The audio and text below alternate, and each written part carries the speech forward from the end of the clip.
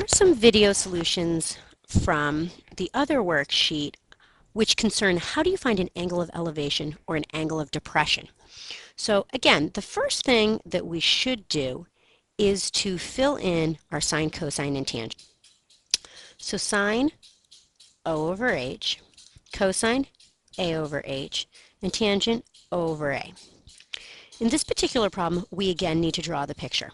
So a man is at the top of a watchtower. So we have our watchtower here, which we can kind of draw. And again, all you have to do, you don't ever have to draw a real picture. All you have to do is just draw a right triangle. And his eye is 86 feet above the ground. So this is going to be 86 feet. Then on a level plateau, so it's nice and straight and flat out, you're going to be 500 feet. And there's a rock. And we want to find the measure of the angle of depression from the tower to the rock. That is a sad hypotenuse, so we're going to redraw that. So there we are. Now, the main thing is, where is the actual angle of depression? The actual angle of depression would be found here. This is the angle of depression. Now, in order to use that particular angle, I would need to draw this triangle. This side here would be 86, because it's a rectangle, and the side along the top would be 500, and here would be theta, and you would be good to go. You'd be doing the same exact problem. But I don't like to use that triangle. So what I do instead is I just put theta here.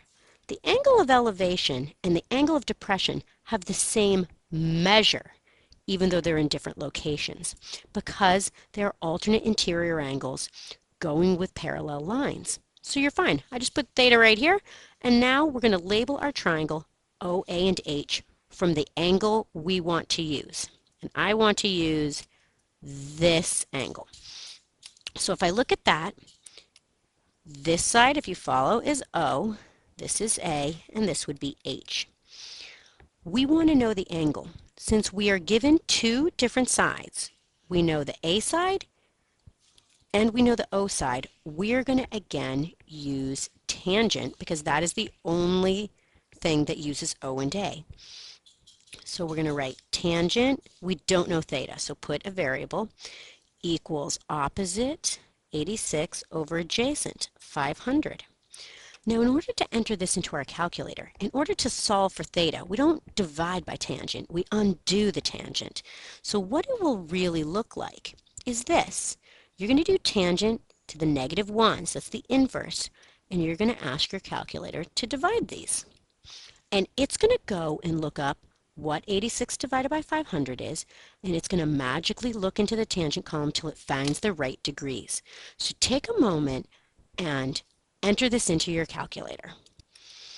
If you entered it correctly, meaning you need to press the second button in order to access the inverse, you're going to get that theta is about 9.759. So we're going to round this to the nearest whole number.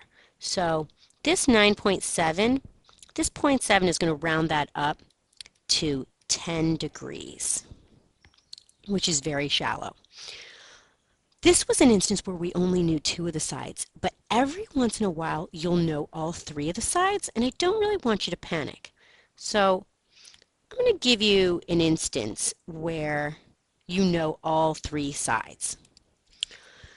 If you know all three sides of your triangle, how do you know which trig ratio to use? The answer is you can use any one you want. So if I decide I need to find this angle here, I'm going to call it theta. What I do is I choose the angle I want and I label the triangle for that angle. So O, A, and H. And then just pick your favorite trig ratio. I'm going to use sine. So I'm going to write sine theta equals opposite 24 over hypotenuse 25. And I can solve for the angle this way. You could do it just as easily using cosine or tangent.